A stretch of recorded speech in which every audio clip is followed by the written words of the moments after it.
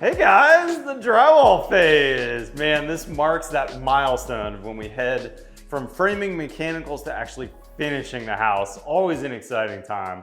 On the build show today, I'm gonna give you 3 tips for your next drywall project, specifically about materials that, believe it or not, in the drywall phase will lead to more comfort, more durability, and less callbacks for you as a builder in the future.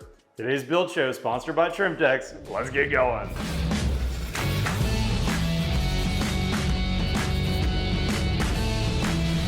All right, y'all, tip number 1 right here, check this out. The thickness of this drywall, notice this. This is not 1/2 inch thick drywall like is typical on the walls of houses. This is 5/8 drywall, and on this project, we used 5/8 inch thick drywall everywhere in the house. Now, it's typical to see 5/8 on ceilings. It's stiffer, it's thicker, you won't get the sags, but often, 99% of the drywall in America that's on walls is 1/2 inch thick. Now here's why I like 5/8. A little thicker means it's gonna be able to span any slight imperfections in the wall. You're gonna get a better looking finish. But really, I like it, believe it or not, for efficiency and comfort. It's gonna add a lot of mass to this house. I'd have to do the math on the actual board count on this house, but I wouldn't be surprised, a typical 3,000 square foot house like this is under construction, if we wouldn't add 2,000 or more pounds to the house. Now, why is that beneficial? Think about adobe houses in the Southeast. Before we had insulation, we had mass.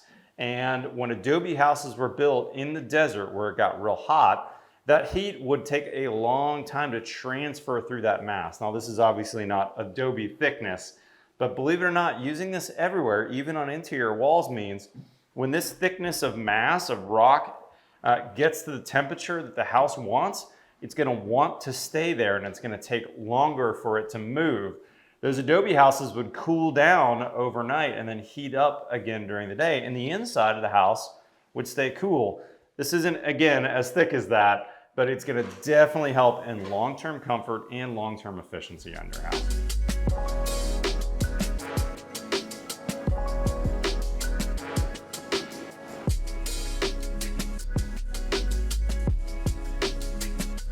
Okay, tip number 2, let's talk durability. We've all been in houses that have had some issues with durability, and certainly our 5/8 inch rock is gonna be stronger, but here's an issue that happens all the time with houses is corner beads get dinged up and look terrible. I happen to have Dawn, my TrimTex rep, locally with me.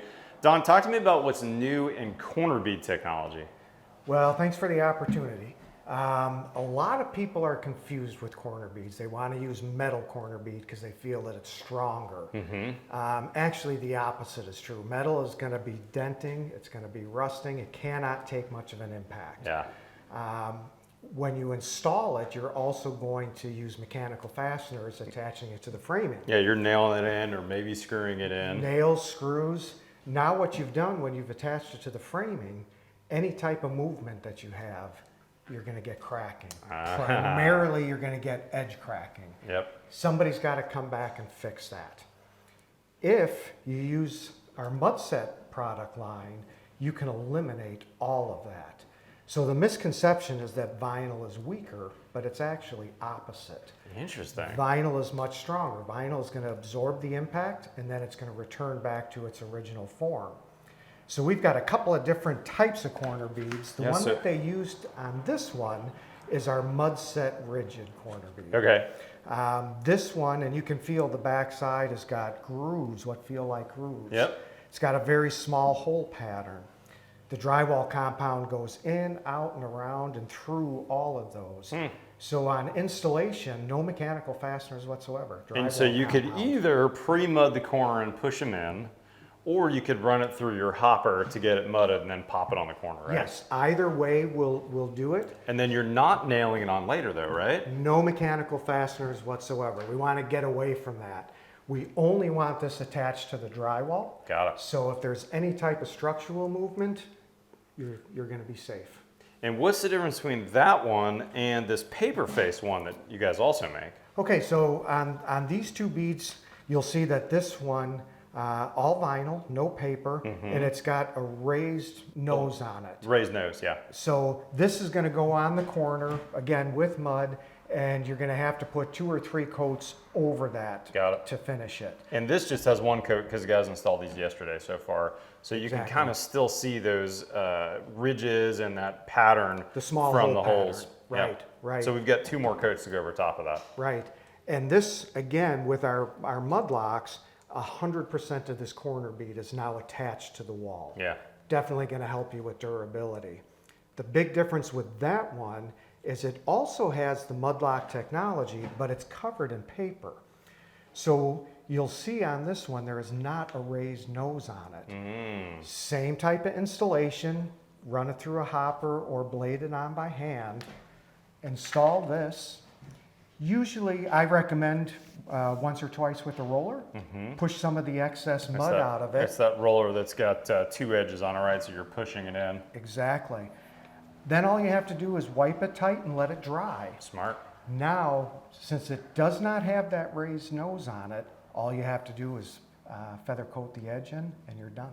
Talk to me about dings and damage on these. You know, if you're moving the fridge in and you bang that, this isn't going to dent like metal will, right? Where you're going to have to try and straighten it and fix it. What might you have to do to these? So the worst thing that's going to happen with this is that you're going to get a little bit of chip in the mud. Someone with limited finishing skills can finish that. Yeah, because that vinyl's going to flex and not actually bend on us, right? Exactly. Now, That's pretty cool. if that was the metal version, you'd have to either cut that section out, or you'd have to tear the whole corner bead off and start all over again. Which is really a pain for a builder. Yes, it is, and it's costly. Yeah, you know, Don, when I was in production builder days, this is now almost 20 years ago, I was a warranty manager for a while with a production builder, and we put in $500 per house for my 1-year inspection with clients because I would send an all-purpose drywall and paint guy back to fix all those problems, the cracks that were happening, the cracking above headers, all those kinds of crack issues. We would go back and fix those later, and it was just assumed we were going to spend $500 a house. On the other hand, my house, we used fast edge almost everywhere in my house. I did use more engineered lumber, so there's less shrinkage of my lumber. I also used engineered headers, which helped to see less cracking at the top of the windows. But I had this many cracks on my corner beads because of this ability to flex. Right, and that's what you should expect. Yeah. Love it, Don. Thanks for coming out. Thanks Guys, for if having you're me. not currently using Trim Techs, they've got reps like Don all over the place. In fact, there's a Houston rep. I suspect there's a Dallas rep. There's reps everywhere. I'll put a link in the description so you can find your Trim Techs rep. And by the way, if you're either a drywall contractor or a builder watching this, get a sample box of their various beads because they also make, besides these, some really nice shadow beads and reglet type beads that I use on all the time when we're doing flush base, where I'll use your kind of U-shaped bead, I forget what you guys call it. J-bead or The a fast J-bead. cap. There you go. To create that reveal between my flush base and the drywall. And they're also very, very affordable compared to some of the competitors that make aluminum beads. These are really nice, and having that local rep is fantastic. Thanks for coming, Dom. Thank you again.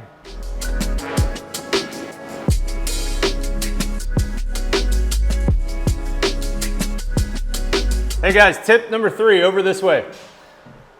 Okay, so tip number 3 is actually before you hang sheetrock. One critical thing you need to do as a builder is check the moisture content on your studs. Now, if you've been building your house in a dry season, you've not seen a drop of rain, you're fine. Nothing to do here. But if your house has seen any moisture during the process, any rain on the framing, we need to double check that all of our framing lumber is at a low moisture content. We're looking to see if that framing is at a minimum 14%, but ideally 12% or lower. Now, if you find you've got an elevated amount of moisture, let's say you had one area of the house that got wet, usually a fan is gonna be enough for you.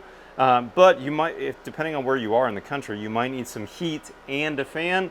It's possible you could use a dehumidifier as well. Most of the time I dehumidify after I'm in the drywall phase and can close up all my windows. But you really want that moisture to be out of the lumber so that this lumber is closer to equilibrium. If that moisture is still in the lumber and it's wetter, above 15%, it's gonna shrink and move and change on you, and you're gonna see more cracks in your drywall. So you really wanna be good at making sure your framing is all dry before you move on.